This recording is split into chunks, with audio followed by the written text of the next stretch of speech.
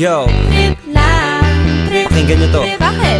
Trip lang. Trip lang. Halika na tara, madali lang talaga. Pangako pagkatapos humihinga ka pa, dali na pare magliliwanag na. Kung di ka sasabay, maiiwanan ka. Ang isip ay wag na gawin pang dalawa, dahil isa lang ito. Ang gusto lang naman ito ay maging masaya. Para di ka mabato ay iwasan mo kung pananatili sa isang lugar. Ibig ko sabihin ay huwag ka papasakop sa takot, wag ka papasakop. Kapag nangate, di ka matito isipin mo. Hinipan sa lahat ng karanasan mo dito sa mundo. Bilang tao, gano'n pa rin hindi nagbago. Pinakamasaya yung di pinlano. Kasi pag